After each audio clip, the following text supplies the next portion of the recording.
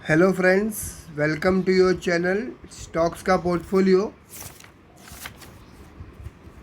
आज आपके लिए बिग मार्केट न्यूज़ स्टडी करके लाया हूँ जो आपको एजुकेट करेंगे एज अ इन्वेस्टर।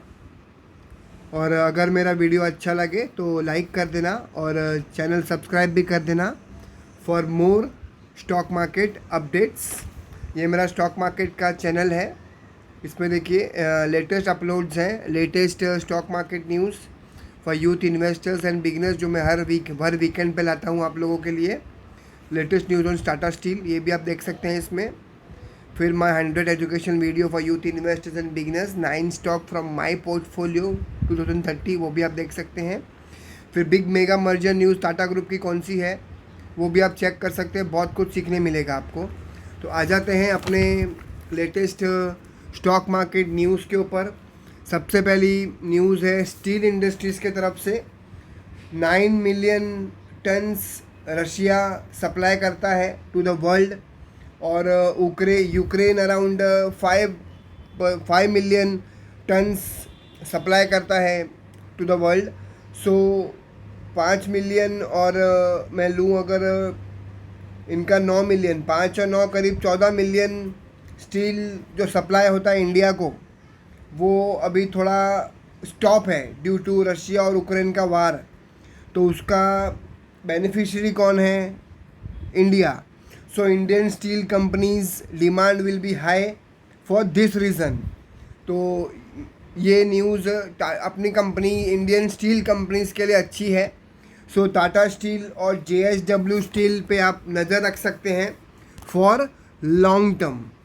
उसके बाद इसी से सेकंड रिलेटेड न्यूज़ भी हैं क्योंकि इंडियन स्टील्स के बार्स के भाव बढ़ रहे हैं, सीमेंट के प्राइस बढ़ रहे हैं। तो रियल इस्टेट जो डेवलपर्स हैं वो अपने मिनिस्टर्स के साथ, गवर्नमेंट के साथ मीटिंग कर रहे हैं क्योंकि उनका राइजिंग रॉ मटेरियल है, स्टील, सीमेंट, पाइप वगैरह सबके भाव बढ़ गए हैं। तो वो उनसे बोल रहे हैं कि हमको पॉसिबल नहीं है to provide the deals contracted with home buyers. So ये एक ख़राब न्यूज़ भी हो सकती है रियल इस्टेट सेक्टर के लिए क्योंकि रॉ मटेरियल्स के भाव बढ़ना, उनके जो होम बायर्स के जो उन्होंने एक डील दी थी कि इतने करोड़ में आपको फ्लैट मिलेगा, बट उसमें कुछ ना कुछ इफ़ एंड बट डेवलपर्स की तरफ से हो सकता है फ्यूचर में। तो ऐसा ना हो इसके लिए वो गवर्नमेंट को बोल रहे हैं इंटरवेन कीजिए और रॉ मटेरियल्स उनको सस्ते भाव पे या जो प्राइसिंग थे वो भाव पे मुहैया करा के दीजिए। तो ये न्यूज़ इफ़ेक्ट कर सकती है सीमेंट कंपनीज़ को, स्टील कंपनीज़ को और पाइप कंपनीज़ को। तो आप नज़र रख सकते हैं UltraTech cement, ACC cement, pipe company में आप देख सकते हैं एस्ट्रल पाइप्स करके है।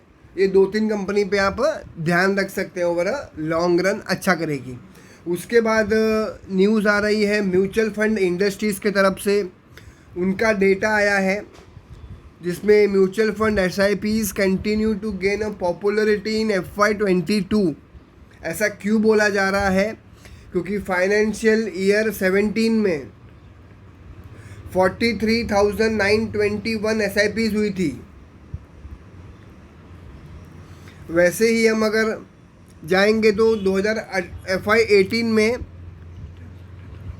67,190 SIPs हुई थी और वैसे ही 2019 में जाएंगे तो 92,693 SIPs हुई थी। सो 2020 में 1,84,000 SIPs हुई हैं और 21 में वो वापस कम हो गई है टू 96,080 SIPs। बट 2022 में ऑलरेडी 3 से 4 महीने ही हुए हैं और 1,24,565 SIPs ऑलरेडी हो चुकी है। सो SIPs ज़्यादा होना मतलब फंड्स ज़्यादा आना AMC कंपनीज़ को, एसेट मैनेजमेंट कंपनीज़ को। तो आप इसमें किस पे नज़र रख सकते हैं? AMC's कंपनी टॉप की 2 कंपनीज़ पे नज़र रखिए, अपने वॉच लिस्ट में रखिए। HDFC AMC को, निपॉन इंडिया को, ये 2 कंपनीज को नज़र पर रखिए। ये 2 कंपनियां मेरे रडार पे हमेशा रहती है। उसके बाद हम हर एक न्यूज़ पे आ जाते हैं।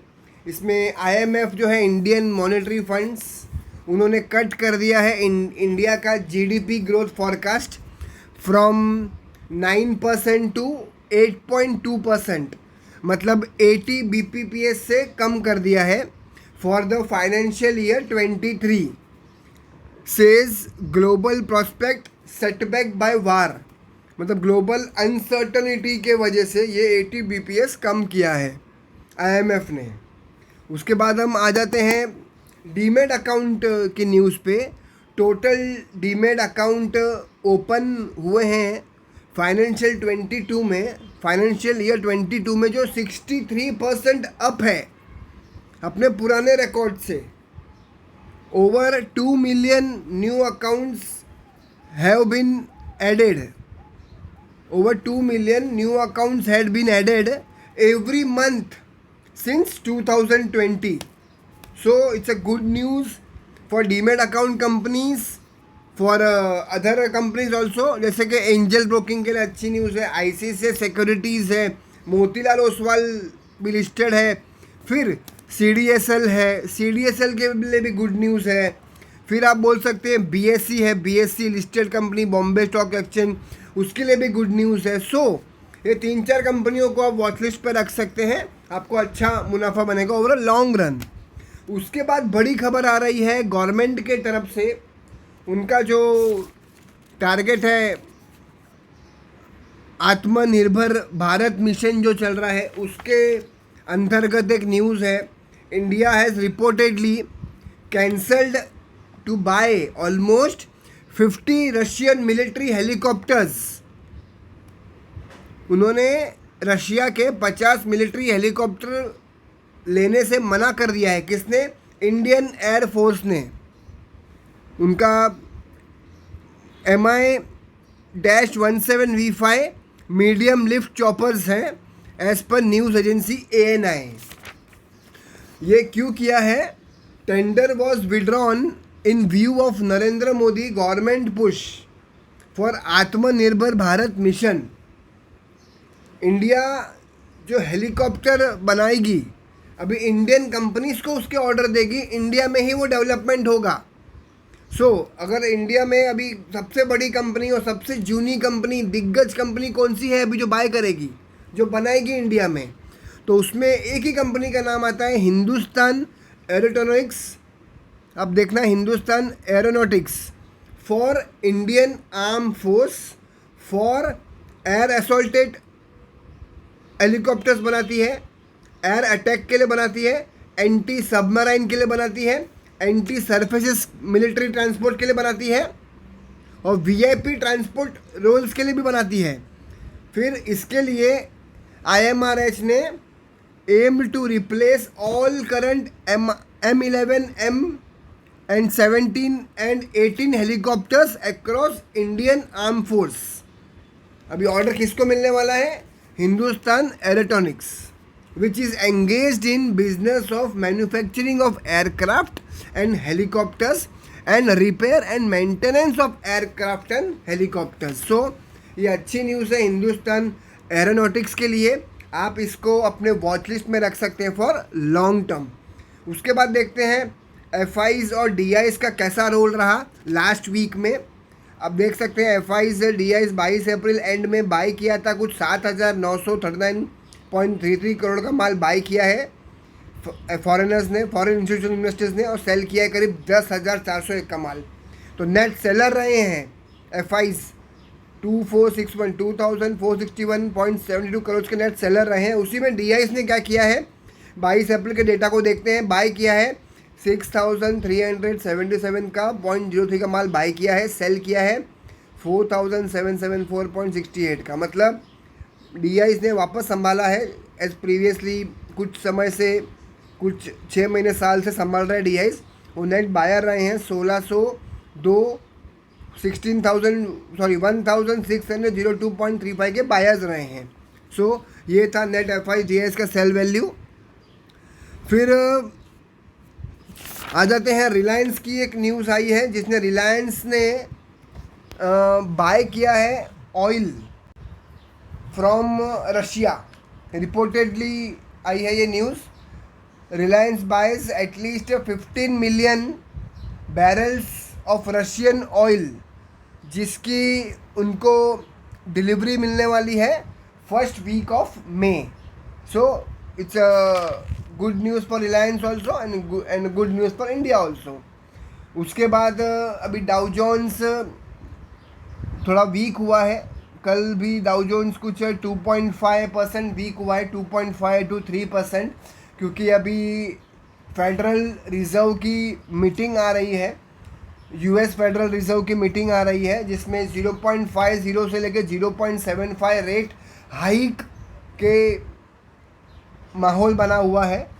सो वो हिसाब से थोड़ी अनसर्टनिटी है मार्केट में। तो अनसर्टनिटी जब भी मार्केट में होगी तब मार्केट में एफआईज माल सेल करेंगे। तो पुल आउट किया है एफआईज ने करीब $17.5 बिलियन फ्रॉम ग्लोबल इक्विटीज़। उन्होंने निकाल लिए हैं पैसे, क्योंकि वो मीटिंग होए, क्या डिसीजन आता है उसके बाद वापस वो बाइंग करेंगे ऐसा। फिर हम ब्रेंट क्रूड का देखें तो ब्रेंट क्रूड कांस्टेंट है, $106 प्रति बैरल का, 106 प्रति बैरल का उनका प्राइसिंग चल रहा है। सो कांस्टेंट है ब्रेंट क्रूड का प्राइस भी। ये कुछ इन्फॉर्मेशन थी आपके लिए। तो लास्ट वीक मार्केट कैसा रहा, क्या रहा, आपको सेंसेक्स निफ्टी भी दिखा दूँ। सेंसेक्स करीब 57,197 का है, कुछ लास्ट डे 714 पॉइंट्स गिरा था। निफ्टी 50 भी 1717 का है और निफ्टी बैंक भी 36,044 का है। ओके गाइस, अगर मेरा वीडियो अच्छा लगे तो लाइक कर देना और चैनल सब्सक्राइब भी कर देना। Thanks for watching guys.